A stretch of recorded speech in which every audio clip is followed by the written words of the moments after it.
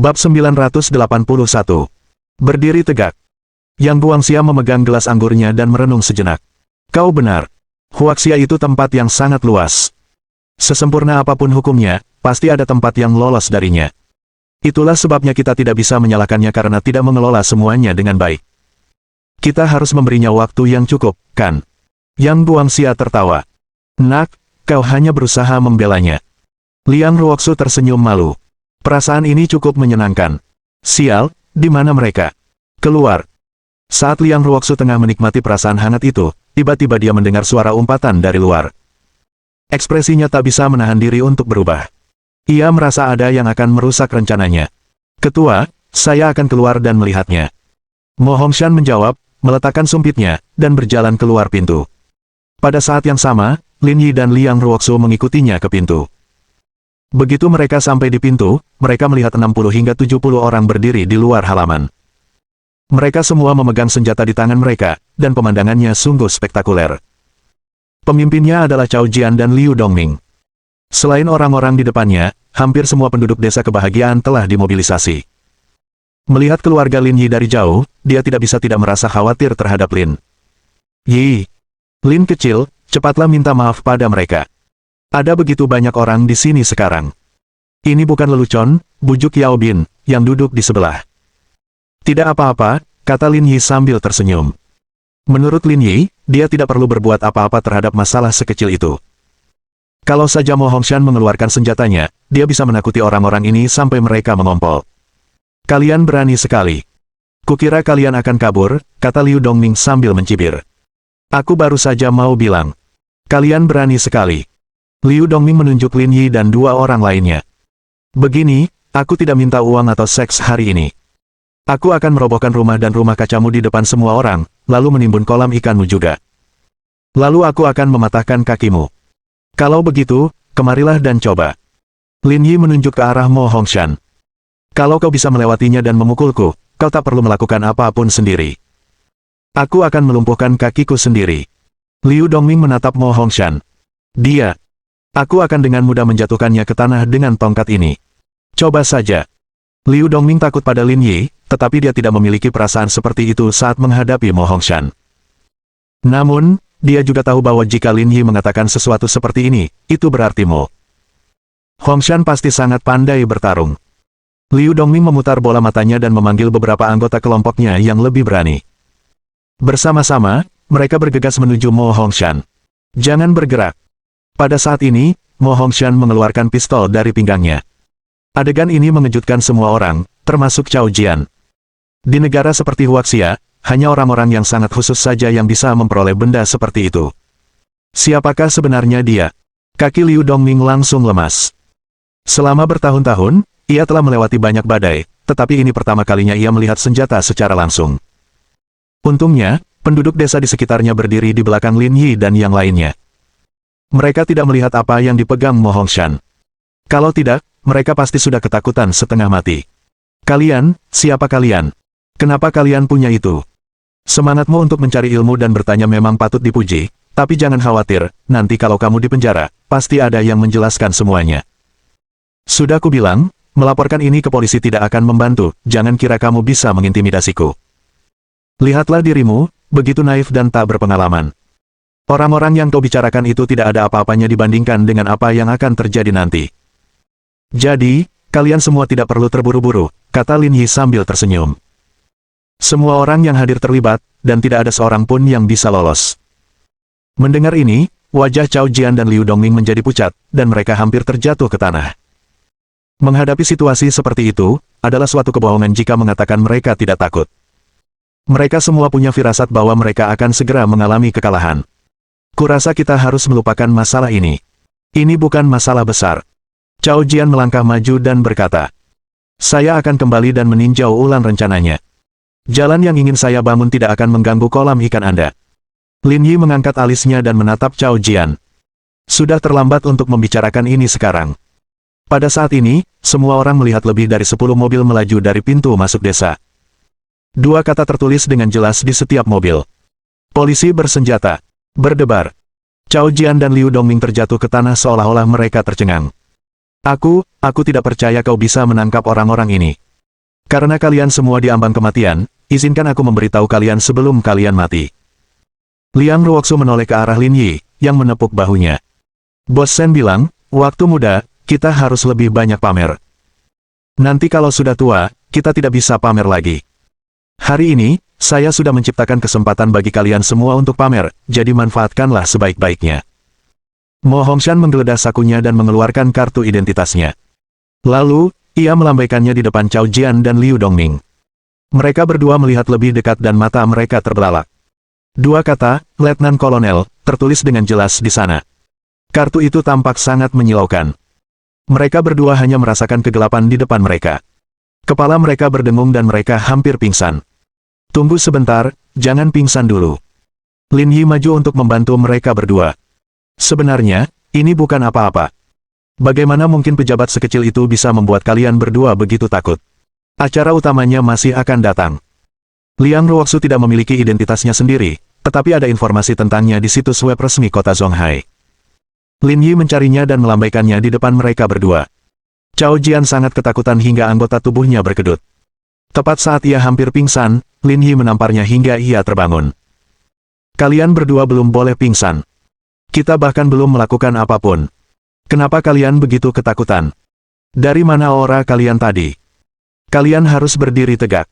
Pada saat ini, wajah Liu Dongming dipenuhi dengan keputusasaan. Dari mana pria ini berasal? Bagaimana dia bisa mengenal orang-orang yang begitu berkuasa? Yang paling menakutkan adalah ada 3 orang lagi di ruangan itu. Jika pria di depannya mengikuti pria tua itu, bukankah itu berarti identitas pria tua itu lebih menakutkan? Berdebar. Keduanya berlutut di tanah dan bersujud kepada Liang Ruoxu dan Mo Hongshan. Tolong beri kami kesempatan lagi. Kami tahu kami salah. Kami tidak akan berani melakukannya lagi. Bagaimana ini bisa terjadi? Penduduk desa kebahagiaan semuanya tercengang dan terdiam untuk waktu yang lama. Mereka berdua telah menjadi tiran selama bertahun-tahun. Kapan mereka pernah bersikap seperti ini? Sudah terlambat untuk itu. Nanti ada yang mengurus kalian berdua. Bawa mereka pergi, kata Liang Ruoxu. Tak lama kemudian, pasukan Mo Hongshan menangkap Cao Jian, Liu Dongming, dan yang lainnya.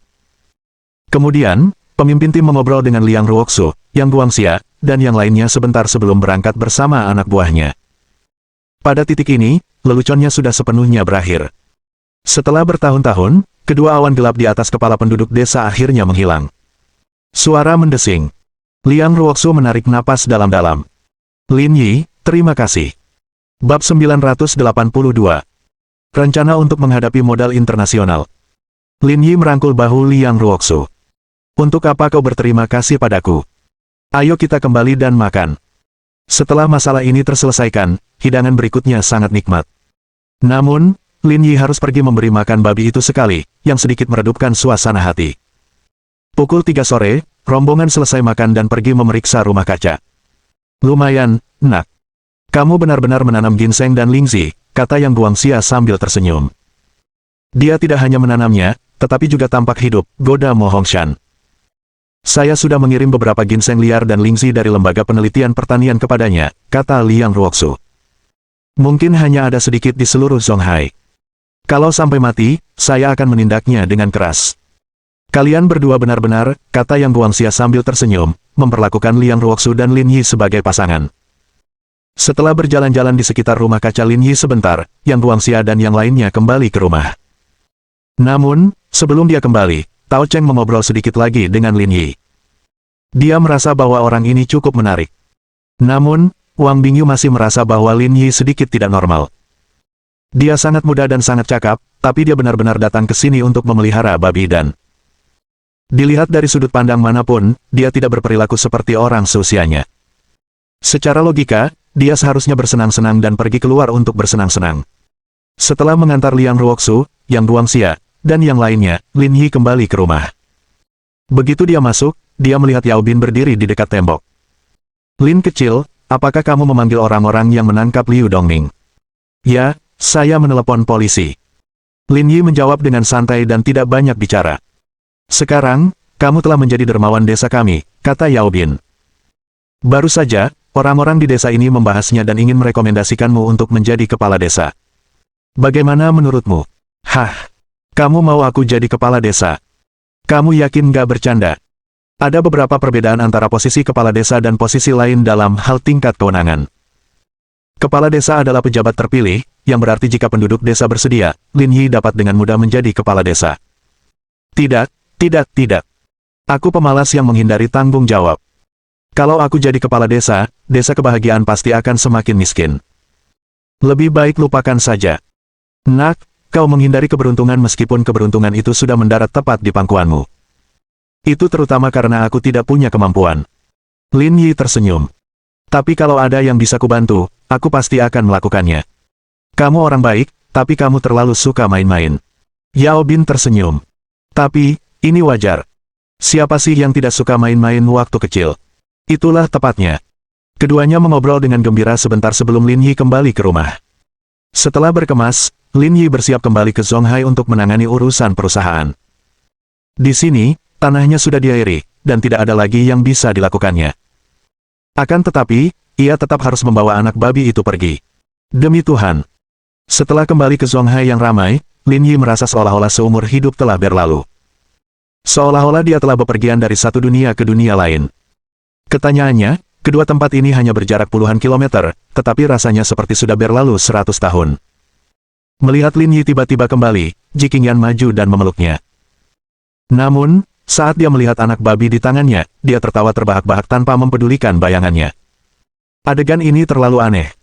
Apakah semuanya baik-baik saja dengan Happiness Village? Tanamannya sudah disiram. Aku tidak perlu tinggal di sana untuk saat ini. Kita akan kembali dalam beberapa hari, kata Lin Yi. Tapi nanti, saya berencana membeli satu set alat penyiram otomatis dan memasang beberapa kamera pengawas. Dengan begitu, saya bisa memantaunya dari jarak jauh secara langsung. Lalu, apa yang harus kita lakukan dengan ini? Ji Qingyan menunjuk anak babi itu dan bertanya. Untuk sementara, saya akan membawanya dan memberinya makan dengan tangan. Ketika ia sudah bisa makan makanan padat, saya akan membeli alat makan otomatis dan membiarkannya saja. Kalau tidak, kalau saya harus membawanya setiap hari, sekalian saja saya ucapkan selamat tinggal pada gaya hidup saya.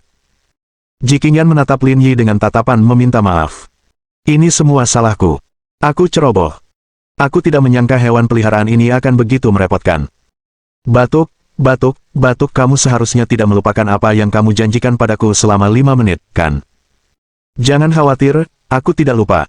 Ayo pergi. Keesokan paginya, Lin Yi membawa sangkar itu ke dalam mobil. Ia merasa bahwa ia mungkin harus mengucapkan selamat tinggal pada mobil sport sampai hal ini selesai. Setelah mengirim Ji Qingyan ke kantor, Lin Yi pergi ke Lingyun Group dan memanggil Qi Xianzhao, He Yuan, dan Tian Yan ke kantornya. Presiden Lin, sejak akuisisi 12% saham Simer, modal internasional menjadi sangat resah, terutama Departemen Perdagangan Meiguan dan Serikat Ozone. Mereka sudah mulai mengambil tindakan terhadap industri semikonduktor. Namun, waktu dan skala tindakan ini belum pasti, ujar Qi Xianzhao. Meski begitu, saya pikir akuisisi Simer bisa menjadi pemicu yang bisa melibatkan seluruh industri semikonduktor. Lin Yi mengangguk sambil mendengarkan sebelum melihat ke arah He Yuan dan Tian Yan. Bagaimana menurutmu? He Yuan menyisir rambutnya. Pikiranku sama dengan pikiran saudara Qi. Perkembangan pesat Huaxia pasti akan membuat negara-negara barat merasakan krisis. Akuisisi Simer bisa dianggap sebagai titik terakhir. Di masa depan, saya perkirakan Dewan Inovasi Ilmiah Domestik akan sangat terpukul, dan nilai pasar Longxin juga akan anjlok. Bagaimana denganmu? Lin Yi menatap Tian Yan. Di masa depan, prospek investasi domestik tidak akan optimis. Tian Yan memberikan pendapatnya. Meskipun ponsel Mei akan segera dirilis, sistem operasi seluler barunya masih dalam tahap awal, karena insiden Simer, saya rasa iOS dan Android juga akan segera mengambil tindakan, namun, intensitas serangan mereka akan bergantung pada seberapa besar kehebohan yang dibuat pihak kita. Setelah bertahun-tahun, mereka tidak akan membiarkan sistem operasi baru mematahkan monopoli mereka. Karena semua ini, saya rasa wajar untuk mengatakan bahwa kita sedang menghadapi masa sulit. Seberapa jauh pengembangan sistem operasi baru ini? Tanya Lin Yi. Dalam 3 bulan terakhir, Lingyun Group, bersama dengan dana yang disediakan oleh investor-investor besar, telah menginvestasikan lebih dari 7 miliar yuan ke dalam sistem operasi. Estimasi konservatif menyatakan bahwa pendanaan ini dapat memenuhi kebutuhan penggunaan sekitar 70% populasi. Namun, memenuhi 30% sisanya akan menjadi tantangan. Bagi kami, jalan menuju sistem operasi Mei masih panjang. Pekerjaan lanjutan tidak hanya bergantung pada investasi finansial, namun membutuhkan waktu untuk menyempurnakannya, tambah He Yuan. Aku mengerti maksudmu, kata Lin Yi. Namun, tidak ada cara yang lebih baik untuk membangun ekosistem selain mengeluarkan uang. Meskipun Apple dan Google kaya, mereka jelas tidak mau mengeluarkan uang seperti kita di pasar domestik. Inilah satu-satunya cara kita bisa maju. Tapi itu semua adalah hal untuk masa depan, kata He Yuan. Jika industri semikonduktor terdampak, bisnis telepon seluler pun akan terdampak. Itulah yang harus kita fokuskan sekarang. Saya setuju, kata Tianyan. Ini semua demi mesin fotolitografi. Jangan khawatir. Aku sudah memikirkan langkah selanjutnya dari rencana ini. Bab 983. Bukannya aku akan mati. Apa yang sedang kamu lakukan sekarang? Jelas bahwa hanya He Yuan yang berani berbicara kepada Lin Yi dengan nada seperti itu. Sial, meskipun ini bukan rapat, bisakah kau bicara denganku dengan sopan? Maaf, aku terlalu ceroboh, aku terpeleset, kata He Yuan. Bos, keputusan brilian dan hebat apa yang telah Anda buat kali ini, Selain saham Simer, saya juga punya 12% saham Intel. Sial, apa katamu? Kamu juga punya saham Intel. Saat itu, Qi Xianzhao hanya berurusan dengan Simer dan tidak tahu apapun tentang saham Intel. Jangan terlalu terkejut, kata Lin Yi. Selain aku, hanya kalian bertiga yang tahu tentang ini. Kata-kata Lin Yi terutama untuk didengar Tianyan. Qi Xianzhao dan He Yuan telah lama menjadi orang kepercayaannya. Hal ini terutama dilakukan untuk meyakinkan Tianyan, dan ekspresi wajah Tianyan dengan jelas menunjukkan bahwa dia menghargainya. Langkah Lin Yi memang brilian. Lalu bagaimana kamu ingin menanganinya? Saya ingin mengambil tindakan drastis, kata Lin Yi. Qi Tua, kalau ada waktu, pergilah ke tempat Direktur Shen dan lihat apakah ada bagian yang sangat kurang atau tidak bisa diganti. Selesaikan semua ini. Oke. Tianyan, pergilah ke Meiguo dalam waktu dekat dan hubungi Andy Grove, CEO Intel, secara diam-diam. Dirikan perusahaan Meiguo dan beli barang-barang ini dengan nama itu. Dengan begitu, kau bisa menghindari semua modal internasional. Perkataan Lin Yi membuat mereka bertiga merasakan darah mereka mendidih. Ini adalah cara yang paling efektif bagi mereka untuk melampaui pesaingnya dalam waktu singkat. Jika tidak, dibutuhkan waktu setidaknya 5 hingga 10 tahun bagi Huaxia untuk mengembangkan dan memproduksi produk serupa di dalam negeri dengan baik. Ini akan memakan waktu terlalu lama. Tak seorang pun sanggup menunggu sampai saat itu. Ngomong-ngomong, bagaimana persiapan peluncuran ponsel bulan Mei? Saya rasa ini akan jadi hit, kata He Yuan. Harganya 999 yuan. Spesifikasinya lebih baik daripada ponsel seharga 2000 plus yuan di pasaran. Saya bahkan menyimpan satu untuk diri sendiri. Apakah kamu sudah membayar? Tidak. Qi Xianzhao. Tianyan terdiam. Kamu menggelapkan dana perusahaan. Aku akan memotong gajimu. Sayalah yang membayar seluruh perusahaan. Sialan. Setelah menugaskan tugas tertentu, Lin Yi pergi ke tempat Ji Qingyan dan mulai meneliti cara memelihara babi. Ia berharap beratnya segera naik menjadi 50 kg.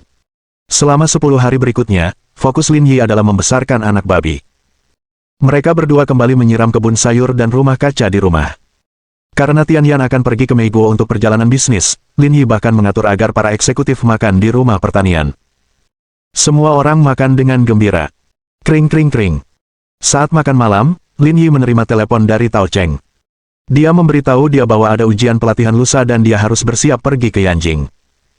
Namun, Lin Yi tidak memberitahu Ji Qingyan tentang hal ini, hanya mengatakan bahwa ia akan pergi ke Yanjing untuk perjalanan bisnis. Karena pertemuan puncak industri semikonduktor akan diadakan dalam beberapa hari ke depan, Ji Qingyan merasa sudah sepantasnya Lin Yi diundang ke sana. Jadi, kamu akan pergi selama beberapa hari kali ini. Setelah makan malam, Ji Qingyan bertanya. Sulit untuk mengatakannya, tetapi seminggu seharusnya cukup waktu. Aku akan menyiapkan pakaian untukmu. Ji Qingyan menyisir rambutnya dan berkata, kalau kamu nggak balik seminggu lagi, kamu bisa beli beberapa barang di sana. Ada beberapa barang bagus di mall, SKP. Tentu saja. Mereka berdua naik ke lantai 2 bersama-sama. Ji Qingyan menunjuk anak babi kecil di kamar mandi dan bertanya, apa yang akan kau lakukan dengannya? Apa kau ingin membawanya?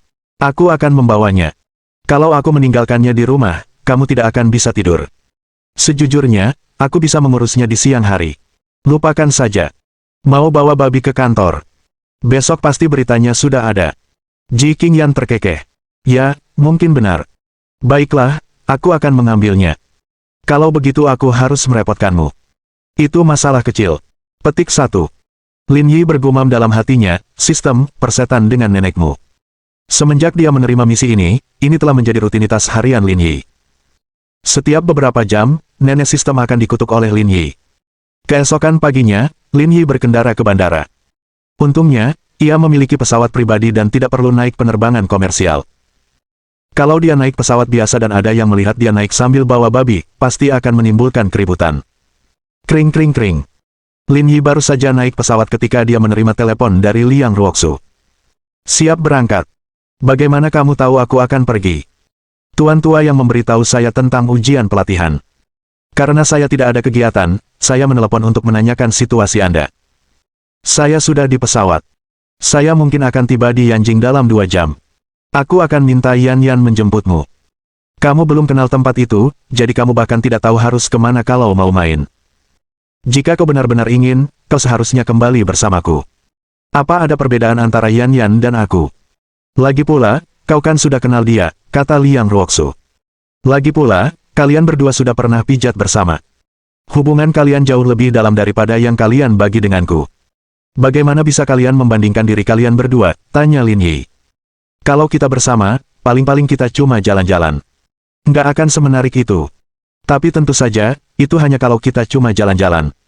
Nggak bisakah kita bersenang-senang di luar itu? Aku akan mencekikmu jika kau terus bicara omong kosong. Setelah mengumpat dengan marah, Liang Ruoxu menutup telepon, merasa seperti hendak mati karena marah pada Lin Yi. 2 jam kemudian, jet pribadi Lin Yi mendarat di bandara Yanjing. Begitu dia keluar dari terminal, dia melihat Chen Yan melambai padanya. Kakak Lin, aku di sini. Melihat Chen Yan, Lin Yi berjalan langsung menghampiri. Kakak Lin, kenapa kamu bawa sangkar? Tanya Chen Yan penasaran. Apa yang kamu bawa? Anda akan tahu saat Anda melihatnya. Petik 1.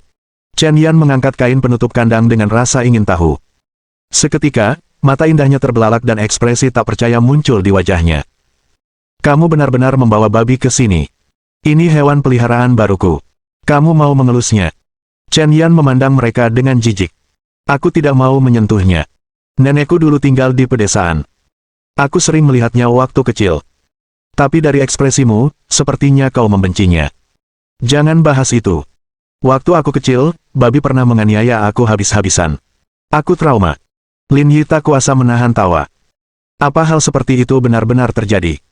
Bukan hanya itu, aku juga sangat nakal waktu kecil. Rumah nenekku punya tangki air besar berisi makanan babi, yang bahkan aku pernah jatuh ke dalamnya waktu main. Kalau dipikir-pikir lagi, aku merasa sangat bodoh waktu itu, kata Chen Yan. Tetapi ketika kamu menyembelih babi itu, ingatlah untuk menyisakan usus besarnya untukku. Babi peliharaan seperti ini rasanya lebih enak daripada babi yang diternakkan di luar. Petik 2. Sebagai tanda terima kasih karena telah menjemputku, aku akan memasak sendiri untukmu. Aku akan membuat sepiring usus babi mentah, tanpa dicuci, dan disajikan dengan rasa aslinya. Bab 984. Kebetulan. Kak Lin, jangan bikin aku jijik. Meskipun aku suka makan usus besar, aku tidak bilang aku mau memakannya mentah-mentah. Lin Yi tersenyum.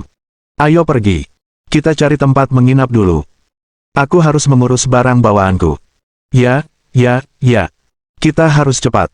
Aku menyelinap keluar sore ini dan aku masih ada rapat sore ini. Apa yang begitu penting hingga Anda harus ikut serta dalam diskusi? Ada forum tentang industri farmasi di Yanjing. Ayah saya yang memimpinnya, kata Chen Yan. Ngomong-ngomong, apakah kamu ingat terakhir kali aku pergi ke Zonghai, kamu ditemani oleh seorang dokter dari rumah sakit Huasan? Maksudmu Li Chuhan? Ya, itu dia. Kurasa aku melihatnya datang ke pertemuan juga, tapi dia terlalu jauh dariku, jadi aku tidak menyapanya. Mengejutkan sekali mereka benar-benar mengirimnya ke sini.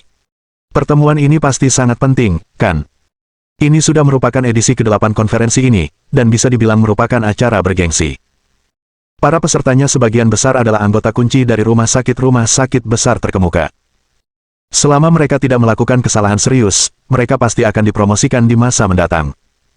Saya mengerti kalau kamu mengatakannya seperti itu. Apakah kamu ingin melihat-lihat di sore hari? Chen Yan mengedipkan mata pada Lin Yi. Jangan khawatir, aku pasti tidak akan menceritakan hal ini kepada adikku. Saya senang kamu mengatakan itu. Chen Yan terkekeh. Aku mengerti cara kerjanya.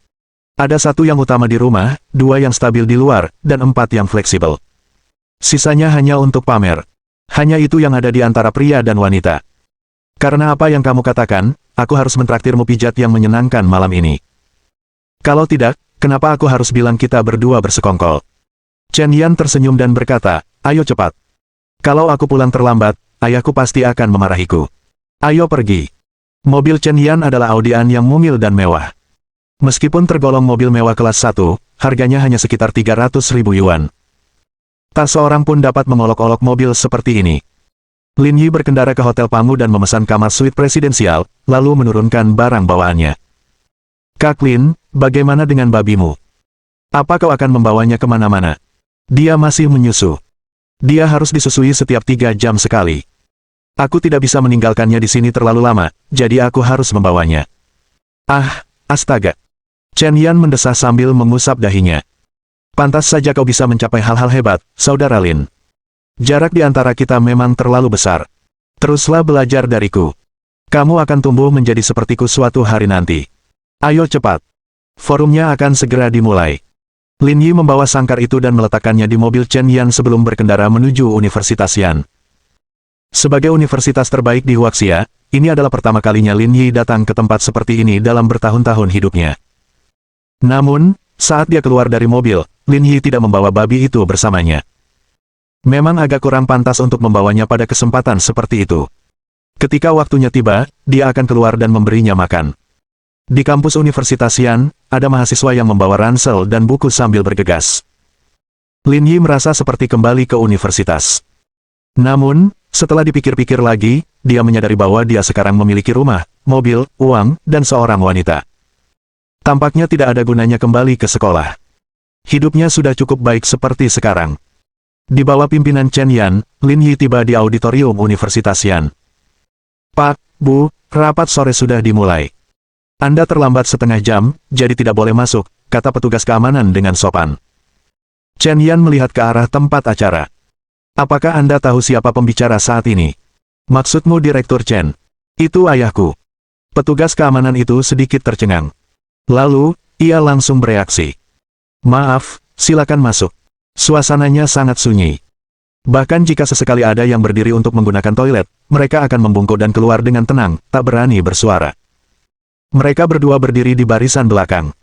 Chen Yan menutup mulutnya dan berbisik. Saudara Lin, orang di baris ketiga dari depan dan ke-10 dari kiri adalah Direktur Li. Aku melihatnya. Lin Yi tersenyum. Dia cukup dekat di depan. Dari apa yang ayahku katakan, status kepala dokter Li sangat tinggi. Bahkan rumah sakit besar seperti Departemen Kedokteran Universitas Yan dan Fakultas Kedokteran Union ingin merekrutnya, tetapi dia tampaknya tidak tertarik. Lin Yi tersenyum dan berpikir dalam hati. Aku di Zonghai. Dia tidak akan pergi kemanapun. Kita duduk di sini dulu. Kita cari dia setelah ini selesai. Baiklah, bagiku, dimanapun kita duduk, itu tidak penting. Chen Yan berkata, kalau bukan karena ayahku, aku bahkan tidak mau datang. Perhatikan. Belajar hanya akan membawa manfaat. Saya masih muda, belum saatnya. Lin Yi melirik Chen Yan dan berkata, memang, mereka tidak terlalu besar sama sekali. Tidak adil membandingkanku seperti ini, desah Chen Yan. Saya tidak tahu apa latar belakang pendidikannya, tetapi perbedaan di antara kami terlalu besar. Tidak masalah, ukuran tidak masalah. Cukup bagus asalkan orang bisa membedakan bagian depan dan belakangmu. Itu sungguh menyakitkan. Keduanya bercanda santai sejenak sebelum mengeluarkan ponsel dan masuk ke dalam permainan bersama-sama. Dari waktu ke waktu, Lin Yi akan memeriksa Li Chuan. Ia menyadari bahwa Li Chuan bahkan sesekali berbisik kepada orang-orang di sekitarnya. Li Chuan tampak sangat tenang. Setelah lebih dari 2 jam, Lin Yi dan Chen Yan telah bermain 5 ronde dan memenangkan ke-5 ronde tersebut. Mereka benar-benar bermain sepenuh hati. Chen Yan jauh lebih baik dari Sugar. Selama waktu ini, Lin Yi bahkan pernah keluar untuk memberi makan babi, yang membuat penjaga keamanan di pintu tercengang. Mengapa ada orang yang menghadiri pertemuan ini yang juga harus mengurus babi? Apakah dia seorang dokter hewan? Kak Lin, acaranya hampir selesai. Apa rencanamu malam ini? Mau buat janji pijat? Aku akan lihat bagaimana nanti malam. Aku akan meneleponmu nanti. Baiklah, rapatnya akan segera berakhir. Ayahku ingin mengenalkanku pada beberapa paman. Aku harus pergi melihatnya. Setelah Chen Yan pergi, pertemuan dengan cepat berakhir. Namun, Tak satu pun peserta yang terburu-buru pergi. Malah, mereka berdiri berkelompok, berdua atau bertiga, dan mengobrol dengan riang. Lin Yi menatap Li Chuhan. Ia menyadari bahwa di sekitarnya pun sama. Ada beberapa perempuan seusianya yang mengobrol riang. Li Chuhan juga mengungkapkan senyum langka di depan orang luar. Pada saat ini, dua wanita berdiri di samping Li Chuhan. Yang satu mengenakan celana jeans hitam, sementara yang lain mengenakan pakaian yang memperlihatkan kaki hingga paha, memancarkan pesona dewasa. Di antara mereka, wanita berjeans bernama Cao Nan, dan yang lainnya bernama Cui Ying. Keduanya adalah teman sekelas Li Chuhan di universitas, dari tingkat sarjana hingga akhir jenjang doktoralnya. Mereka baru berpisah setelah memasuki dunia kerja. Chuhan, jangan terlalu fokus pada kariermu. Kamu harus cari pacar dan segera menikah, kata Cui Ying. Anak-anak kami sudah berusia 1 tahun, tapi Anda masih belum memberi kami kabar apapun. Dengan wajah dan bentuk tubuhmu, seharusnya banyak pria yang merayumu. Jangan terlalu berharap terlalu tinggi. Tidak masalah asalkan mereka memperlakukanmu dengan baik, kata Cao Nan. Aku tidak berencana menikah. Lebih baik sendiri, kata Li Chuhan. Bab 985. Kamu terlambat, dia sudah milikku. Jangan bicara omong kosong, kata Cui Ying. Kamu kuat dan sehat sekarang, jadi rasanya nyaman sendirian. Tapi nanti kalau sudah tua dan bahkan tidak ada yang bisa memberimu obat, sudah terlambat untuk menyesalinya. Ngomong-ngomong, bukannya tadi ada cowok yang minta nomor teleponmu? Kurasa cowok itu lumayan juga. Kamu nggak mau mempertimbangkannya. Jika kamu tidak menyebutkannya, aku pasti sudah melupakannya, kata Cui Ying. Keluarganya cukup kaya. Perusahaan farmasi yang baru saja dipuji Direktur Chen dimiliki oleh keluarga mereka. Mereka termasuk dalam 100 taipan terkaya di Huaxia. Namanya Chen Rui. Usianya hampir sama dengan kita, kata Cao Nan. Sayangnya, dia tidak terlalu tampan. Latar belakang keluarganya cukup baik, tapi dari segi penampilan, dia tidak cocok dengan Chuhan kita. Apa gunanya tampan? Asal punya uang, ya sudahlah.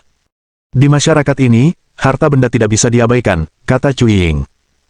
Lagi pula, dia sudah berinisiatif mendekatimu. Kalau kau memberinya respons positif, bahkan sedikit saja, kemungkinan besar kau sudah siap. Kau tak perlu lagi memegang pisau bedah di masa depan. Hidupmu akan lancar setelahnya. Jangan bahas itu. Saya sudah melakukan setidaknya 2 operasi sehari selama setengah bulan terakhir. Saya merasa sistem endokrin saya sedang tidak berfungsi. Menopause saya bahkan mungkin dipercepat, kata Cao Nan. Makanya, kalau ketemu orang baik sekarang, harusnya kamu berusaha sekuat tenaga. Jangan ikut tren orang luar yang nggak mau nikah atau nggak punya anak. Cari orang baik buat nikahin kamu secepatnya, dan aku bakal kasih mas kawin yang besar. Kau benar. Kau sudah memberiku lebih dari 10.000 yuan sebagai hadiah pernikahanku. Jadi, kau seharusnya memberiku kesempatan untuk membalasnya. Li Chuhan hendak menolak niat baik mereka ketika sosok Lin Yi tiba-tiba muncul dalam pikirannya. Baiklah, aku akan mengingatnya. Hei, jangan pergi dulu. Anak muda itu ada di sini. Cao Nan menunjuk ke belakang Li Chuhan. Li Chuhan dan Cui Ying tanpa sadar berbalik dan melihat Chen Rui tersenyum saat dia berjalan ke arah mereka. Sial, dia ada di sini, kata Cui Ying dengan gembira. Chuhan, aku merasa musim semimu telah tiba lagi. Dia akan datang lagi dan lagi. Kau akan dikejar tanpa henti. Jangan bicara omong kosong. Aku tidak punya perasaan padanya. Ayahnya miliarder.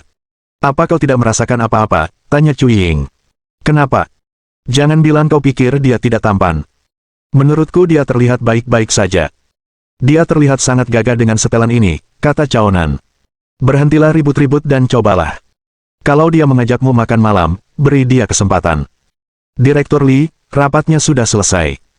Mau makan malam bersama malam ini? Saya sudah memesan meja, kata Chen Rui sambil tersenyum. Cao Nan dan Cui Ying sedikit bersemangat. Mereka merasa malam ini mungkin menyimpan beberapa kemungkinan, karena pihak lain tengah melakukan tarian kawin yang halus. Oleh karena itu, mereka memutuskan untuk memberi Li Chuhan kesempatan untuk memeriksa orang ini. Maaf banget. Aku mau makan malam sama 2 temanku nanti malam. Kita makan bareng. Aku tidak punya waktu malam ini. Aku akan menonton film bersama suamiku, kata Cao Nan. Saya tidak punya waktu malam ini, saya harus kembali ke rumah ibu mertua untuk makan malam bersama suami saya, kata Cui Ying. Li Chuhan melirik mereka berdua. Bukankah kita baru saja sepakat untuk makan malam bersama? Apa yang tiba-tiba berubah, kita tidak pernah bisa memprediksi hal-hal seperti ini, kan, kata Cui Ying sambil tersenyum. Tidak apa-apa, lagi pula kita semua berteman. Bagaimana kalau kita makan malam bersama? Pasti lebih ramai kalau ada lebih banyak orang, saran Chen Rui. Aku nggak yakin itu ide bagus. Kita cuma jadi orang ketiga. Bukan masalah besar. Kalian semua ahli bedah top di Huaxia. Kalau kita duduk dan ngobrol bareng, mungkin ada kemungkinan kerjasama di masa depan. Kalau kau tidak keberatan, kami juga tidak. Chaonan menatap Li Chuhan dan berkata, ayo pergi. Jangan malu-malu. Kenapa kalian tidak pergi bersama? Aku tidak mau ikut, kata Li Chuhan. Saya masih harus mencatat isi rapat dan menyerahkannya. Masih banyak pekerjaan yang harus saya selesaikan. Cui Ying menarik Li Chuhan ke samping dan berbisik. Orang yang ingin mereka undang itu kamu, dan kami cuma mendukungmu. Kalau kamu nggak pergi, apa gunanya? Li Chuhan menggelengkan kepalanya dan berkata dengan suara pelan, lupakan saja pikiran-pikiran itu. Dia bukan tipeku. Mustahil terjadi apa-apa di antara kita. Kamu terlalu keras kepala. Ada apa dengannya? Seharusnya mudah baginya untuk merayu kamu. Li Chuhan masih menggelengkan kepalanya sambil tersenyum. Sosok Lin Yi muncul di benaknya lagi, dan dia pun tersenyum. Apapun yang terjadi, tidak akan terjadi apa-apa di antara kita berdua. Simpan saja. Setelah mengatakan itu, Li Chuhan menatap Chen Rui. Maaf sekali. Aku masih ada acara malam ini, jadi aku permisi dulu.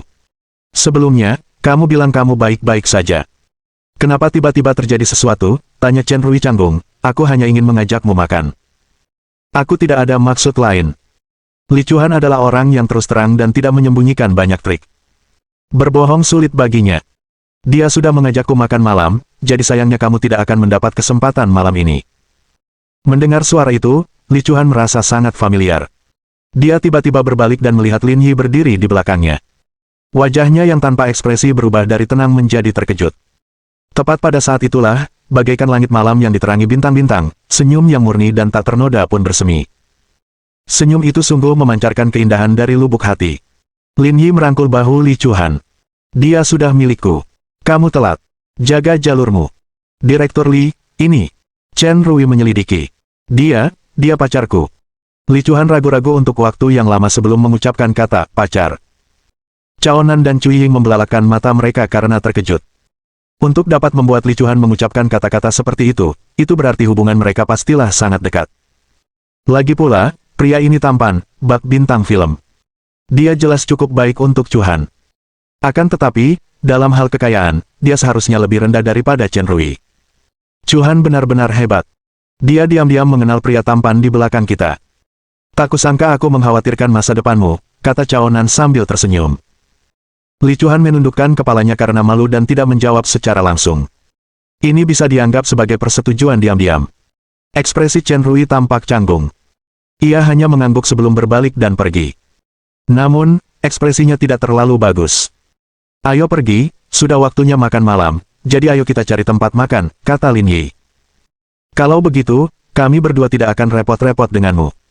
Terakhir kali dia ke Yanjing, akulah yang merawatnya. Kali ini, kami ingin kau membalas budi kami, goda Cui Ying. Aku jarang ke Yanjing. Kalian bisa pilih sendiri tempatnya. Lin Fi tersenyum. Aku tahu restoran hotpot baru. Kelihatannya lumayan enak. Mau coba? Tanya Cui Ying. Ayo pergi. Mereka berempat berjalan keluar dari auditorium Universitas Xian dan masuk ke AA Chenyan. Kamu yang nyetir ke sini? Tanya Li Chuhan. Ini mobil orang lain. Aku pinjam. Bab 986. Pertunjukan besar. Mereka mengetahui bahwa Lin Yi telah meminjam mobilnya. Chaonan dan Cui Ying tidak mengatakan apapun. Keduanya berasal dari Zonghai, jadi wajar bagi mereka untuk meminjam mobil saat mengunjungi Yanjing. Namun, ia telah meminjam kartu AA. Dari segi harga, kartu itu hanya dianggap milik kelas menengah dan bukan kartu yang akan digunakan oleh orang kaya. Dibandingkan dengan Chen Rui, dia bisa dianggap tampan tetapi kurang dalam sumber keuangan. Bagaimana kalau aku yang jalan di depan, dan kalian ikuti aku? Tanya Cui Ying. Setelah berdiskusi, mereka berempat masuk ke mobil masing-masing. Pada saat yang sama, Chen Rui dan temannya juga keluar dari auditorium. Kakak Rui, bukankah kau bilang kau ingin merayu wanita bernama Li itu? Chuhan, kenapa dia pergi dengan pria lain? Orang yang berbicara itu bernama Xie Ziyuan. Keluarganya juga memiliki pabrik farmasi dan dia adalah sahabat Chen Rui. Namun, Chen Rui berasal dari kalangan politik sementara Xie Ziyuan berasal dari keluarga kaya biasa. Meskipun kedua keluarga tersebut terdaftar sebagai jutawan, lingkungan mereka sangat berbeda. Dalam aspek ini, Xie Ziyuan jauh lebih rendah. Tak seorang pun dapat menandingi rasa superioritas yang mengakar kuat pada dirinya. Sial, jangan bahas itu, geram Chen Rui. Kupikir aku bisa merayunya, tapi aku tidak menyangka pria itu akan datang dan merebutnya. Bukankah dia jomblo? Kenapa tiba-tiba punya pacar? Bukankah ini penipuan? Baiklah, jangan bahas ini lagi, kata Chen Rui dengan tidak sabar. Kembalilah dan berkemas. Aku akan mengajakmu bersenang-senang malam ini. Ada acara besar. Hah? Acara besar apa? Seseorang di halaman kita akan segera berangkat ke militer, jadi tuan muda keempat sedang bersiap untuk mengadakan pesta. Hari ini, semua pewaris generasi kedua yang kaya dan berbagai sosialita dari Yanjing akan hadir. Suasananya akan sangat meriah. Aku akan mengajakmu ikut bersenang-senang. Sial, apa ini sungguhan? Tuan muda keempat mengadakan pertunjukan besar dan menghiburnya secara pribadi. Orang itu juga orang penting di halaman kita. Meskipun kekayaannya tidak sebanyak tuan muda keempat, dia punya banyak kekuasaan. Hanya saja dia biasanya tidak banyak bicara, jadi kalian tidak akan tahu namanya, kata Chen Rui. Dan ku dengar dia juga tidak bergabung dengan unit tentara biasa. Kalau tidak, dia tidak akan membuat keributan sebesar ini. Ngomong-ngomong, pestanya nanti malam akan diadakan di bar OT. Sayang sekali kalau tidak pergi. Lalu apa yang kita tunggu? Ayo cepat kembali dan bersiap. Biarkan aku memperluas wawasanku. Sampai sekarang, aku bahkan belum bertemu keempat tuan muda secara langsung. Kau benar-benar tidak berguna. Ikut saja denganku. Xie Ziyuan mengikuti Chen Rui ke McLaren Pel miliknya. Lalu, yang terakhir menginjak pedal gas dan melesat pergi. Kak Chen, kamu nggak usah ngebut-ngebut banget. Bukankah baru mulai jam 7 malam, kata Xie Ziyuan. Aku tidak suka dia. Dia mengendarai mobil AA senilai lebih dari 300.000 yuan dan berani merebut wanita yang kusuka. Aku akan memberinya pelajaran hari ini. Cek, cek, ini menarik. Aku sudah lama tidak melihatmu balapan. Di bawah pimpinan Cui Ying, kedua mobil itu perlahan melaju keluar dari Universitas Yan. Pada saat yang sama, mobil Chen Rui menyusul. Mesinnya meraung seperti binatang buas, menarik perhatian banyak orang yang melihatnya. Ada apa dengan si idiot itu? Dia terus-terusan tancap gas. Apa yang dia lakukan? Tanya Lin Yi. Li Chuan melirik kaca spion. Sepertinya mobil Chen Rui. Chen Rui. Pria yang mengejarmu. Tidak, bantah Li Chuan. Aku sama sekali tidak mengenalnya. Jangan salah paham. Aku tidak salah paham. Jangan terlalu gugup. Lin Yi tersenyum. Tapi melihatnya, dia sepertinya tidak bisa menerima kenyataan. Abaikan saja dia. Ayo jalan pelan-pelan. Nggak usah buru-buru. Aku benar-benar berpikir ada yang salah dengan pewaris generasi kedua yang kaya di Yanjing, keluh Lin Yi. Mereka cuma tahu cara bersikap tenang setiap hari. Mereka bahkan nggak tahu cara menerima kenyataan. Meskipun mobilnya sangat bagus, dia pasti tidak akan bisa mengalahkanmu dalam balapan, kata Li Chuan. Mobil jenis ini tidak bisa dimodifikasi banyak. Hanya orang kaya yang akan mengendarainya. Orang yang benar-benar mengerti mobil tidak akan memilih mobil jenis ini. Petik 2. Li Chuan sangat memahami topik ini, jadi untuk waktu yang lama, ia tidak terlalu tertarik pada pewaris generasi kedua yang kaya raya seperti ini. Mereka hanya tahu pamer. Mereka tidak punya dasar. Kring kring kring. Saat mereka sedang mengantre untuk pergi, ponsel Li Chuan berdering. Ternyata Chaonan. Chuan, supercar di belakangmu sepertinya dikendarai Chen Rui. Sepertinya dia ingin balapan denganmu. Sepertinya begitu. Abaikan saja dia. Jangan gegabah. Oke. Nanti kita jalan pelan-pelan di depan. Minta pacarmu saja untuk mengikuti di belakang. Ledakan. Begitu dia mengendarai mobil ke jalan raya, mereka melihat McLaren milik Chen Rui melaju kencang dan melaju ke sisi Lin Yi, melaju berdampingan dengannya. Kak, beraninya kamu merayu Direktur Li sambil bawa mobil al-sialan itu. Berani banget. Berani sekali kau pamer dengan McLaren yang jelek itu. Setelah itu, Lin Yi menginjak pedal gas dan menyalip McLaren milik Chen Rui. Chen Rui dan Xie Ziyuan saling memandang dan tersenyum. Anak ini punya nyali. Dia pakai A jelek, tapi masih mau balapan sama aku. Dari aksennya, saya tahu dia dari Zonghai, kata Xie Ziyuan. Sejak zaman dahulu, tak satu pun pihak yang tunduk kepada pihak lain.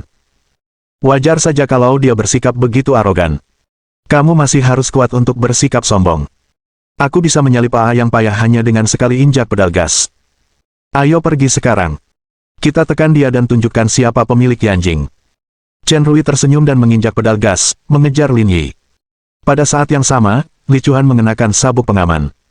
Menghadapi pemandangan seperti itu, dia juga merasa sangat gembira karena sudah lama tidak duduk di mobil Lin Yi. Kedua belah pihak berakselerasi hampir bersamaan. McLaren milik Chen Rui mengejar dari belakang, dan Audi milik Lin Yi juga menambah kecepatan. Kalau saja mereka berada di lintasan balap profesional, jarak antara kedua kubu pasti akan semakin mengecil. Lagi pula, mobil Chen Yan belum dimodifikasi, dan performa kedua mobil itu sama sekali tidak setara. Seperti kata pepatah, ibu rumah tangga yang pintar tidak bisa memasak tanpa nasi.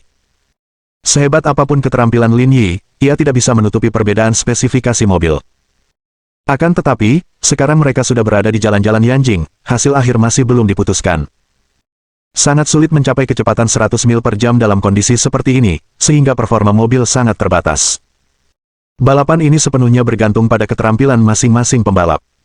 Cui Ying dan Cao Nan tercengang saat mereka menyaksikan mobil Audi milik Lin Yi melaju kencang disusul oleh mobil McLaren milik Chen Rui di belakangnya.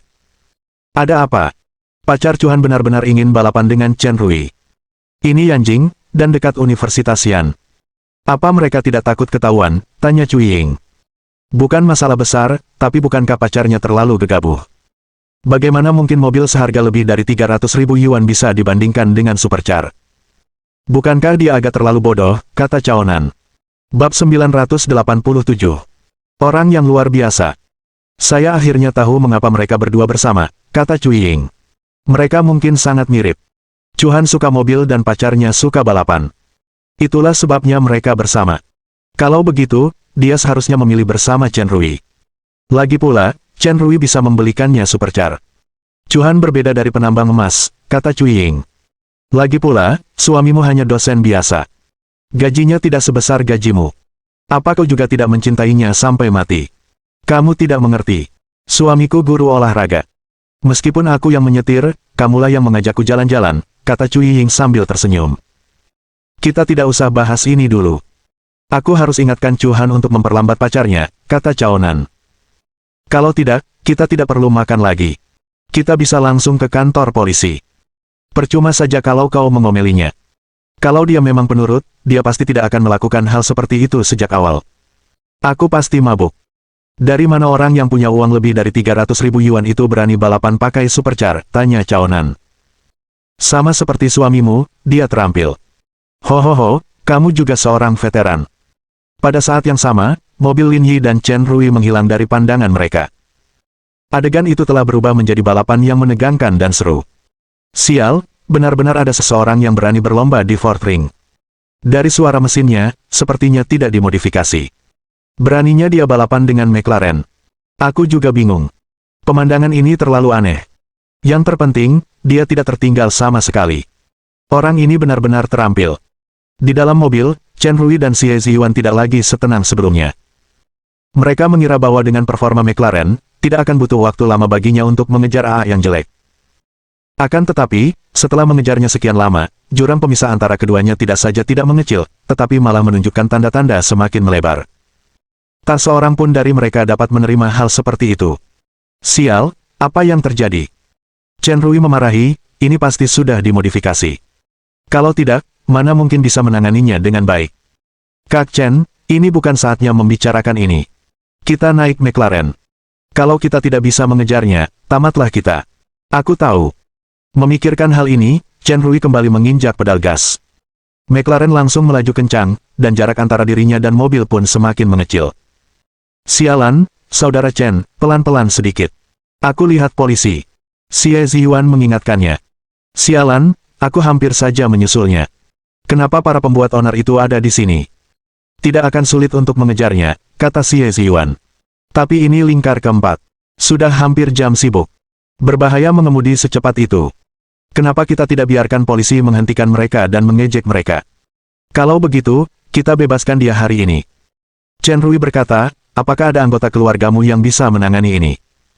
Setelah ini, kamu bisa memberitahu mereka agar mereka bisa menanganinya dengan serius. Ini masalah kecil, kata Xie Ziyuan. Aku akan meneleponnya saat mobilnya berhenti. Di dalam Audi Al, Li Chuan melihat ke kaca spion. Mereka tampaknya mulai mengejar. Tidak apa-apa, aku tahu apa yang kulakukan. Lin Yi tersenyum. Dengan kondisi jalan yang macet seperti ini, A masih bisa melawan. Apakah aku bisa mengusirnya atau tidak tergantung suasana hatiku. Li Chuan tersenyum lembut. Matanya tertuju pada pria yang tenang dan arogan di sampingnya. Bunyi bip, bunyi bip, bunyi bip. Saat Lin Yi hendak menambah kecepatan, dia tiba-tiba mendengar suara sirene. Audi A di depan dengan plat nomor Yanjing A8321Q. Mohon segera berhenti untuk diperiksa. Polisi ada di sini, kata Li Chuan. Lin Yi juga melihat ke kaca spion. Tidak apa-apa, lanjutkan saja. Dengan itu, Lin Yi menginjak pedal gas lagi, tidak peduli sama sekali. Pemandangan di depan mereka mengejutkan semua orang. Sebuah McLaren dan mobil polisi mengejarnya. Namun, dia malah menginjak pedal gas dan menambah kecepatan. Apakah dia ingin mati? Mobil ini kenapa? Dia sudah diminta berhenti, tapi masih saja menyetir. Apa mereka memperlakukan kita seperti hiasan? Kapten di kursi penumpang depan memasang ekspresi muram. Ia merasa otoritasnya telah ditantang. Lagi pula, ini nomor Beijing. Pewaris generasi kedua yang kaya ini terlalu berani. Omong kosong. Pewaris generasi kedua yang kaya raya mana yang mengendarai Audian, bentak sang kapten. Selidiki sekarang. Kalau aku tidak menangkapnya hari ini, nama keluargaku bukan Li. Aku akan mengejarnya sekarang. Sang kapten berbalik dan menatap rekannya di belakangnya. Cari tahu mobil siapa ini. Kita harus menjadikan orang ini contoh hari ini. Beraninya mereka balapan di ring keempat. Mereka benar-benar melanggar hukum. Saya sedang memeriksanya, kata polisi lalu lintas yang duduk di belakang. Anak-anak muda zaman sekarang semakin banyak yang melanggar hukum. Kenapa kamu diam saja, Saudara Li? Jangan kita kejar dia. Ada apa?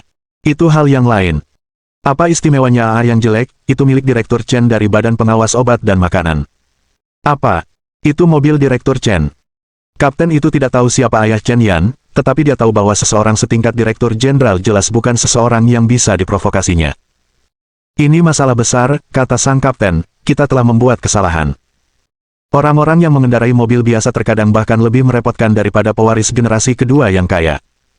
Apa yang harus kita lakukan sekarang? Apakah kita masih mengejar mereka? Apa gunanya mengejar mereka? Kalau mereka kecelakaan mobil, siapa yang bisa bertanggung jawab? Tapi dia ngebut banget. Kita bakal kelihatan jelek banget. Kita harus hadapi ini. Jangan cemas. Aku akan memanggil kepala suku. Kapten mengeluarkan ponselnya dan menelepon atasannya. Ia menceritakan semua yang terjadi di hadapannya dan berbicara beberapa menit sebelum menutup telepon. Kapten, apa yang dikatakan kepala suku? Pemimpinnya bilang akan menelepon dan menanyakan hal ini. Dia meminta kami untuk tenang dulu dan tidak membuat keributan. Kurasa ketua kita juga bingung. Jangan khawatir tentang apapun untuk saat ini. Kita tunggu saja sampai kepala suku kembali, kata kapten. Beberapa menit kemudian, telepon kapten berdering. Ketika dia mengangkat telepon, ekspresinya langsung berubah. Baiklah, baiklah, baiklah. Aku mengerti. Kapten, apa yang dikatakan para petinggi? Pihak atas mengatakan bahwa pengemudi mobil itu bukan dari keluarga Direktur Chen. Mereka bahkan mengatakan bahwa identitasnya sangat istimewa dan meminta kami untuk tidak ikut campur dalam masalah ini. Sehebat apapun dia, bisakah dia sehebat Direktur Chen? Dia harus memperhatikan dampak yang dia berikan kepada masyarakat. Dia mungkin akan menjadi berita utama di Weibo dan Douyin besok. Dari apa yang dikatakan kepala suku, dia tampaknya tidak terlalu peduli dengan hal-hal ini. Dia tidak peduli. Betapa hebatnya orang-orang di dalam mobil itu sampai menerima perlakuan seperti itu. Para petugas di dalam mobil tanpa sadar melihat ke depan. Ekspresi mereka berubah dari marah menjadi hormat. Ini adalah puncak yang tidak akan pernah dapat mereka capai dalam hidup mereka. Saya juga tidak tahu persis situasinya. Dia hanya bilang pengemudi ini punya pengaruh besar dan menyuruh kami untuk tidak ikut campur dalam masalah ini. Dia menyuruh kami mencari belokan di persimpangan dan tidak terus mengejarnya. Yanjing benar-benar tempat yang penuh dengan naga dan harimau yang bersembunyi. Bab 988. Mengundurkan diri untuk bekerja di pertanian. Chen Rui dan Xie Ziyuan, yang berada di McLaren, tersenyum. Polisi sudah mengejarnya. Beraninya dia menginjak pedal gas. Kalau keadaan makin buruk, dia bisa dipenjara beberapa tahun. Dia dari Zonghai. Kalau dia kesini cuma mau pamer, pasti serius banget. Ada apa sih? Kenapa polisi nggak mengejarnya? Padahal mereka malah putar balik di persimpangan. Melihat pemandangan ini, Chen Rui pun tercengang. Ia sama sekali tidak mengerti apa yang sedang terjadi. Apakah mereka pikir mereka tidak bisa mengejar, sehingga mereka berhenti mengejar, tanya Xie Ziyuan. Itu mungkin saja. Kurasa seseorang akan menangkapnya di persimpangan berikutnya. Mereka berdua tidak salah, tetapi setelah berkendara beberapa saat, mereka tidak melihat satupun polisi baru. Sial, aku yakin mereka tidak mengejar kita lagi, kata Xie Ziyuan. Kakak Chen, apa yang harus kita lakukan sekarang? Jarak di antara kita semakin lebar. Karena polisi tidak mengejar kita, aku akan mengejar mereka, kata Chen Rui. Lagi pula, aku mengendarai McLaren. Aku tidak mau kalah. Chen Rui menginjak pedal gas lagi dan mengejar Audi Al-Astris milik Lin Yi. Pada saat yang sama, Lin Yi juga memperhatikan Chen Rui dan berkata sambil tersenyum. Sudah waktunya. Ayo makan. Lin Yi sengaja memperlambat laju mobilnya, dan Chen Rui langsung menyusulnya. Jarak mereka kurang dari 5 meter. Pada saat ini, Lin Yi tiba-tiba berbelok tajam dan berpindah ke jalan kiri. Pada saat itu, Chen Rui terkejut melihat truk box sepanjang 4,2 meter tepat di depannya. Menyadari situasinya tidak benar, Chen Rui segera memutar setir dan menginjak rem. Akan tetapi, karena reaksi mereka yang tertunda dan jarak pengereman yang jauh, meskipun Chen Rui melakukan manuver mengelak, itu masih terlambat. Suara mendesing. Sebuah McLaren senilai lebih dari 10 juta yuan dan sebuah truk kecil senilai lebih dari 100.000 yuan saling bertemu secara mesra. Bagian depan mobil rusak parah, tetapi karena lajunya tidak terlalu cepat, tidak ada korban jiwa. Dalam beberapa detik setelah tabrakan, Chen Rui dan Xie Ziyuan tercengang. Mereka baru saja membeli McLaren ini kurang dari sebulan lalu, dan mereka sedih melihatnya jadi seperti ini. Mendengar suara mobil bertabrakan di belakangnya, Lin Yi melaju di depan Chen Rui dan parkir di samping mobilnya. Beraninya kau kembali sialan. Chen Rui mengumpat histeris. Meskipun keluarganya sangat kaya, tidak mudah baginya untuk membeli mobil senilai lebih dari 10 juta yuan. Dia telah lama memohon untuk mendapatkan mobil ini. Sempurna sekali. Baru dibuka kurang dari sebulan, tapi sudah jadi begini. Biaya perbaikannya mungkin lebih dari 1 juta yuan. Dengan IQ-mu, kau masih ingin merayu Chuhan. Kenapa kau tidak kencing dan bercermin saja, dasar bodoh? Setelah berkata demikian, Lin Yi melaju pelan, hampir membuat Chen Rui marah hingga mati. Telepon mereka dan tanyakan di mana restorannya, kata Lin Yi. Jika kita melangkah lebih jauh, kita akan mencapai cincin ke-6. Setelah itu, Li Chuhan menelepon Cao Nan. Setelah mendapatkan alamatnya, Lin Yi mengemudi sesuai sistem navigasi. Ketika mereka berdua tiba di pintu masuk restoran hotpot, mereka mendapati Cui Ying dan Cao Nan telah tiba. Chuhan, kalian berdua baik-baik saja, tanya Cui Ying. Tadi kami sedang memakai e-lock di mobil. Sepertinya aku melihat Chen Rui mengalami kecelakaan mobil. Dia menabrak truk. Kalian membuatku takut setengah mati. Untungnya, kalian baik-baik saja. Jangan khawatir. Dia sangat terampil, jadi tidak pernah ada bahaya. Cao Nan mengedipkan mata pada Li Chuhan. Untuk bisa mengendarai seperti ini, keahliannya pasti cukup bagus. Tapi kurasa keahliannya di bidang lain juga pasti cukup bagus. Apa yang kalian bicarakan? Li Chuhan berkata dengan malu. Yo. Jelas sekali kami benar. Wajahmu merah. Mereka berempat memasuki restoran hotpot. Dekorasi restoran hotpotnya lumayan, tapi belum termasuk yang terbaik. Meski begitu, tetap saja sangat bagus. Cao Nan dan Cui Ying tidak memesan barang mahal. Mereka hanya memesan bahan-bahan biasa. Suasana perjamuan sangat harmonis. Chuhan, bagaimana kalian berdua bertemu? Tanya Cui Ying, kemampuannya sangat bagus. Apa kalian bertemu dengannya saat balapan? Tidak, dia dulu adalah direktur departemen kardiologi kami, kata Li Chuhan lembut. Ah, dia direktur rumah sakit Huasan. Cui Ying dan Cao Nan sama-sama dokter di departemen kardiologi, dan mereka sangat memahami reputasi rumah sakit Huasan. Meskipun tidak sebaik Union Medical College, namun tidak jauh lebih buruk. Menjadi direktur di lembaga itu bukanlah hal yang mudah. Bukan sesuatu yang bisa dicapai sembarang orang. Li Chuhan mengangguk. Dia sudah kuanggap rekan kerjaku. Mereka berdua mengevaluasi kembali Lin Yi dan merasa bahwa mereka tidak dapat melihatnya. Rumah sakit tempat mereka dirawat tidak sebaik rumah sakit Huasan, tetapi setelah bekerja selama bertahun-tahun, mereka nyaris berhasil menjadi wakil kepala dokter. Pacar Chuhan masih sangat muda. Bagaimana dia bisa menjadi direktur departemen? Apakah Anda baru saja kembali dari Meiguo? Tanya Cao Nan penasaran. Untuk bisa menjadi direktur departemen rumah sakit Huasan, keahlian Anda pasti luar biasa. Secara logika, seharusnya saya pernah mendengar tentang Anda sebelumnya. Dia sudah lama mengundurkan diri. Dekanmu seharusnya tahu tentang dia. Saat menghadapi orang-orang yang meragukan Lin Yi, Li Chuhan selalu membantah dengan alasan. Ini adalah caranya melindungi Lin Yi. Dekan kita, tanya Cao Nan. Chuhan, apa itu artinya kamu tidak lagi bersikap rendah hati? Ada perbedaan hierarki yang cukup besar antara direktur departemen dan dekan rumah sakit, kan? Aku tidak berbohong padamu. Aku serius. Kau benar-benar memperlakukanku seperti orang bodoh. Cao Nan berkata, begini saja, dekan kami adalah bibi kedua suamiku. Aku bisa memintanya untuk memverifikasi ini hanya dengan menelepon. Lalu telepon dan tanyakan. Tidak perlu, kata Lin Yi sambil tersenyum. Tidak perlu memikirkan prestasi masa lalu, sudah lama sekali. Lihat dirimu, pacarmu benar-benar hebat. Cao Nan tertawa. Kau agak berlebihan. Tidak, Lin Yi memang luar biasa. Dia telah melakukan banyak operasi yang sulit, kata Li Chuhan. Pada bulan Oktober, ada seorang pasien dengan SMA dan translokasi arteri mayor. Beliau adalah kepala ahli bedah dalam operasi tersebut. Apakah kamu serius? Mendengar berita itu, kedua orang itu terbelalak lebar dan tertegun cukup lama. Operasi itu sangat sulit.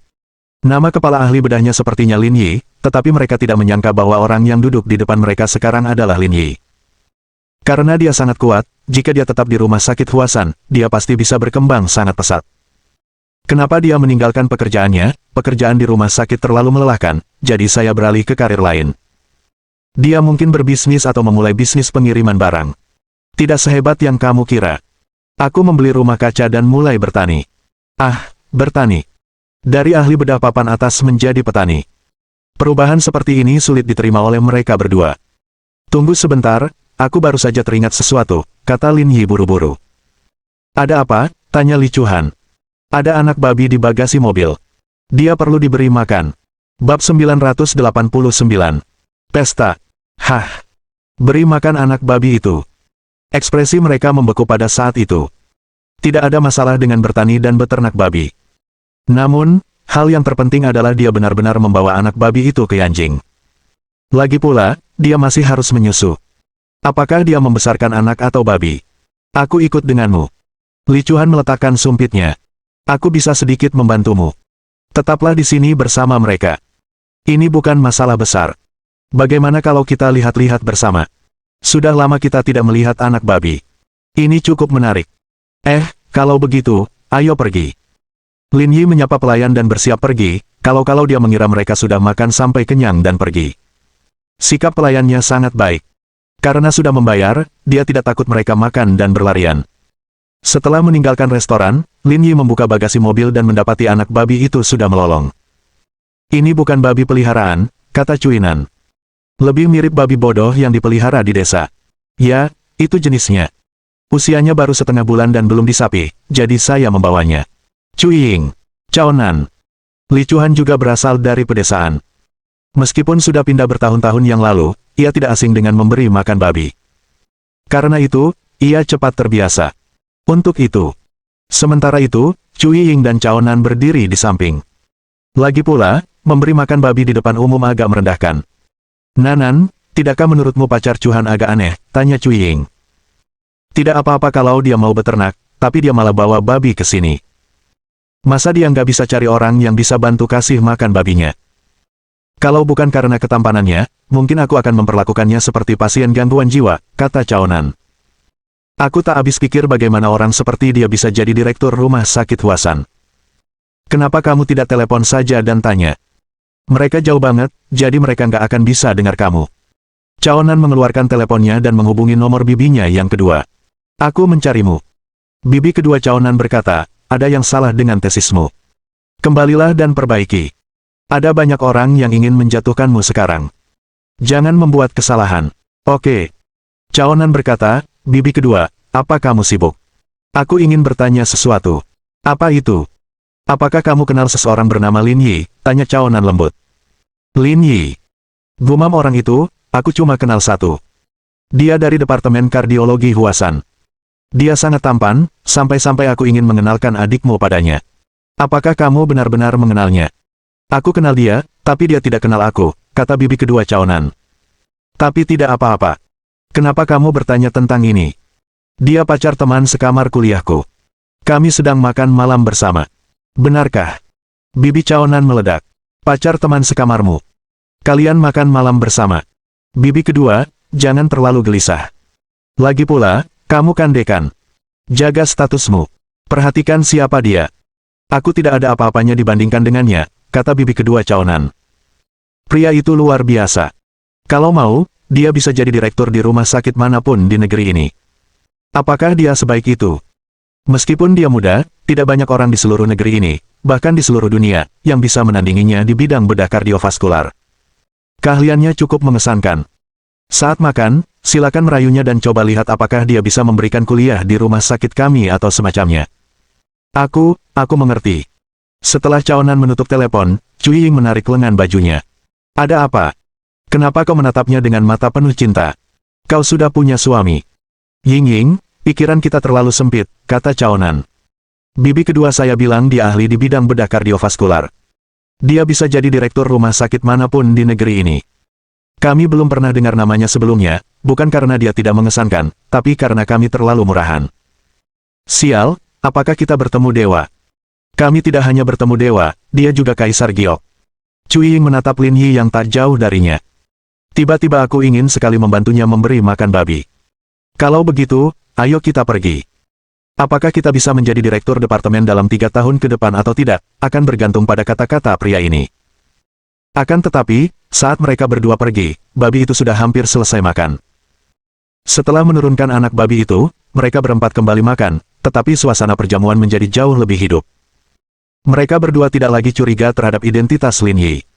Dia memegang jabatan tinggi, tetapi tidak takut pensiun. Inilah arti keberanian. Kring kring kring. Saat mereka sedang makan, ponsel Lin Yi berdering. Ternyata Chen Yan yang menelepon. Kakak Lin, kamu di mana? Aku sedang makan malam di luar. Aku akan mencarimu malam ini. Lin Yi tidak melupakan janji pijat, jadi dia berencana untuk membawa Li Chuan untuk bersantai di sana nanti.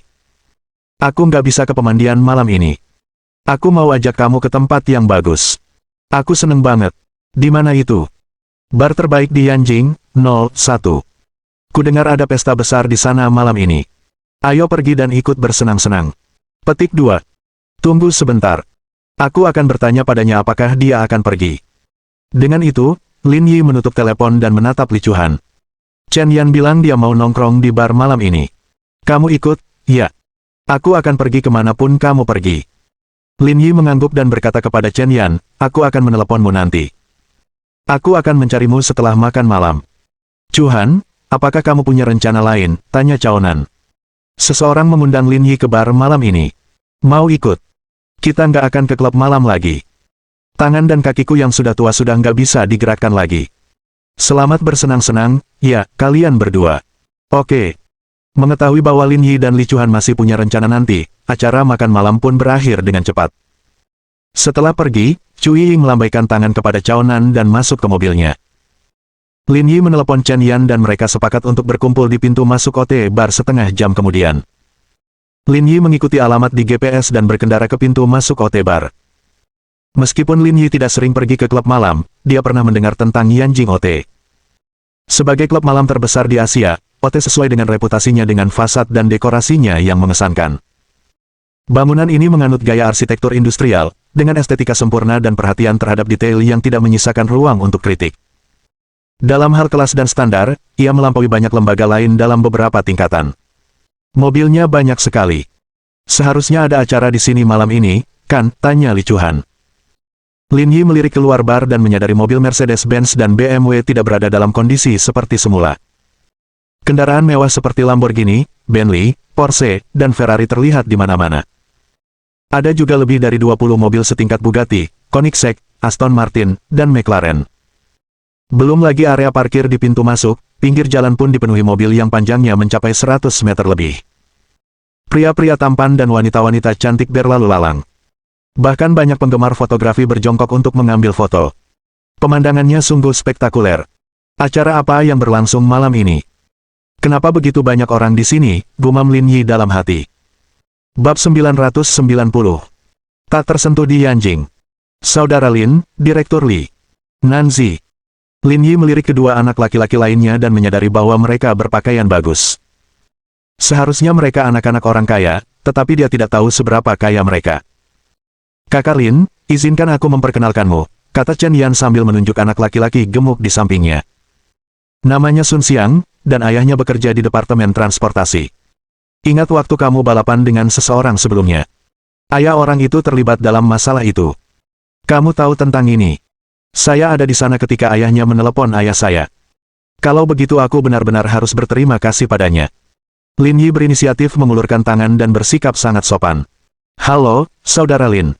Sun Xiang juga mengulurkan tangannya, tetapi karena dia masih muda, dia masih agak pendiam. Saudara Lin, ini Li Hesong. Dialah yang menyuruh seseorang menyiapkan mobil penuh kembang api itu untuk Anda. Lin Yi juga mengulurkan tangannya. Keduanya berjabat tangan sebagai bentuk salam. Ayo masuk dan lihat. Ini pengeluaran kecil malam ini, jadi aku yang urus. Ayo pergi. Sun Xiang dan Li Hesong mengikuti di belakang, tatapan mereka terus-menerus menilai Lin. Song bro, apa pendapatmu tentang Lin Yi ini? Dia sangat tampan. Bahkan pria sepertiku pun iri, kata Li Hesong. Dengan penampilan dan perawakannya, hanya dengan lambaian tangannya, gadis-gadis itu mungkin sudah membeli kondom dan akan bergegas memesan kamar dengannya. Saya tidak berbicara tentang penampilan, kata Sun Xiang. Apakah kamu memperhatikan bahwa dia tampak cukup mudah didekati? Dia sama sekali tidak sok. Dia berbeda dari pewaris generasi kedua yang kaya dan arogan itu. Seperti katamu, dia seharusnya sangat kaya, tapi jangan sampai benar-benar kaya. Sama sepertiku, dia hanyalah pewaris generasi kedua yang kaya raya. Asetnya cuma beberapa miliar. Tapi ketika dia datang, Suster Yan memujinya setinggi langit. Perlakuan ini sungguh tidak sesuai dengan statusnya. Kau masih muda dan tidak peka, kata Li Hesong sok tahu. Kakak Lin sangat tampan. Apa kau pikir kakak Yan akan membiarkannya kabur? Tapi sepertinya dia punya pacar, dan dia cukup cantik. Kamu kekanak-kanakan dan naif, kata Li Hesong. Hal semacam ini seperti barang konsumsi yang cepat habis. Kalau kamu mulai emosional, itu tidak akan autentik lagi. Haha, aku mengerti maksudmu. Kalau dipikir-pikir lagi, masuk akal juga. Rombongan berenam itu memasuki bar OT. Begitu dia masuk, dia menarik perhatian banyak pria dan wanita. Kombinasi pria tampan dan wanita cantik akan menarik perhatian kemanapun mereka pergi. Hari ini hari apa? Ternyata banyak sekali orang di sini. Chen Yan mengetuk-ngetukkan kakinya dan melihat ke dalam. Aku juga tidak yakin, tapi ku dengar ada acara besar malam ini. Dua bersaudara asal Belgia, yang menduduki peringkat pertama di antara 100 DJ terbaik dunia, juga ada di sini. Pasti seru banget malam ini. Ini terlalu berlebihan. Chen Yan melihat ke dalam dan sedikit bersemangat. Kurasa kita akan bersenang-senang malam ini. Beberapa dari mereka masuk.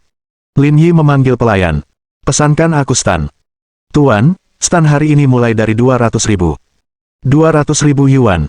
Itu harga yang mahal. Biasanya tidak terlalu mahal, tapi karena ada acara hari ini dan banyak selebriti yang datang, jadinya pengunjungnya lebih banyak, jadi harganya naik. Lin Yi mengangguk. Buka satu untukku. Silakan ikuti aku. Pelayan membawa Lin Yi dan yang lainnya ke bilik dekat panggung. Mereka duduk. Pelayan itu membungkuk dan berkata, Tuan, ada yang bisa saya pesan. Beri aku beberapa piring buah dan satu set naga ilahi. Setelah itu, Lin Yi menatap Chen Yan. Kalian bisa memilih sisanya. Mendengar Lin Yi memesan satu set naga dewa, orang-orang di sekitarnya tanpa sadar menoleh. Kartu as sekop termurah di sini dijual seharga 66.000 yuan. Set naga ilahi harganya setidaknya 400.000 yuan. Tampaknya mereka benar-benar bertemu dengan seorang taipan hari ini. Namun malam ini, 4 meja tamu sudah memesan Divine Dragon set. Tampaknya para pewaris generasi kedua Yanjing yang kaya raya berkumpul di sini malam ini. Setelah ini, Chen Yan memesan beberapa koktail lagi untuk para wanita dan meminta pelayan untuk memesan. Mereka datang ke sini hanya untuk merasakan suasana dan bersantai. Apa yang mereka makan dan minum tidak penting.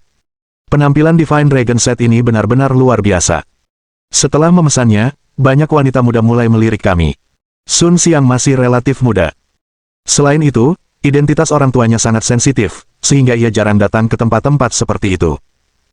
Dia masih butuh waktu untuk membiasakan diri dengan tempat-tempat seperti ini yang bisa membuat hormonnya meledak. Saya juga menyadari bahwa tidak hanya wanita yang melihat ke arah kami, tetapi banyak pria juga. Lin Yi melihat sekeliling dan tiba-tiba menepuk pahanya.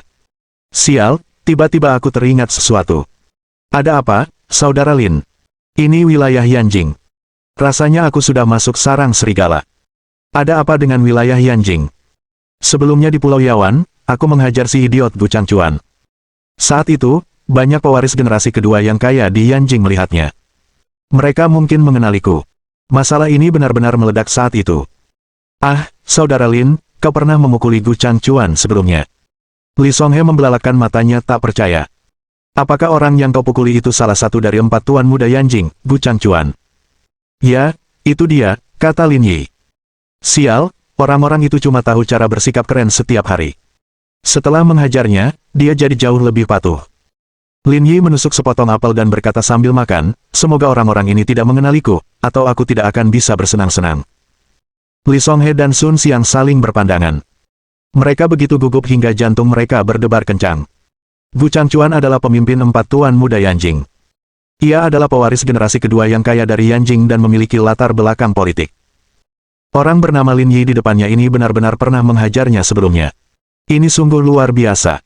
Orang seperti dia seharusnya dianggap sebagai tokoh terkemuka di Zonghai. Saudara Lin, jangan khawatir. Selama aku mengungkapkan identitasku, tidak akan ada yang berani menyentuhmu, kata Chen Yan. Dan, percayalah, generasi kedua yang kaya dan generasi kedua yang resmi di Yanjing ini, terlepas dari latar belakang mereka yang bergengsi, tetap harus dengan hormat memanggil adikku dengan sebutan kakak ketika mereka bertemu dengannya. Jadi, tidak perlu khawatir. Aku tidak takut padanya. Hanya saja orang-orang ini sangat menyebalkan. Sangat merepotkan menghadapi mereka. Aku malas melawan mereka. Ngomong-ngomong, aku ingat sesuatu. Setelah pertemuan kita, aku dengar dari Paman Sun kalau kamu balapan dengan pewaris generasi kedua yang kaya. Akhirnya, orang itu mengalami kecelakaan mobil. Ya, sepertinya dia putra bos perusahaan farmasi. Namanya Chen Rui. Dia berpakaian seperti anjing, dan dia tidak punya banyak kemampuan. Dia seperti orang bodoh. Aku tahu siapa dia. Ayahku yang memimpin perusahaan ayahnya. Apa perlu aku memberitahu ayahku? Itu tidak perlu. Selama dia tidak memprovokasi saya tidak mau repot-repot dengannya. Bagaimana jika dia datang mencari masalah lagi? Aku akan menghajarnya, kata Lin Yi. Ada 6 botol kartu as sekop di atas meja, jadi pasti ada cukup barang untuk mengalahkannya. Mohon dukungan dari omom ante-ante sekalian, buat subscribe atau sharekan novel Mimin ke Facebook kalian, agar channel Mimin bisa terus berkembang. Dengan begitu, Mimin bisa lebih semangat untuk up novel seru lain ke depannya. Buat teman-teman yang sudah subscribe dan sharekan novel Mimin, Mimin ucapkan terima kasih sebanyak-banyaknya.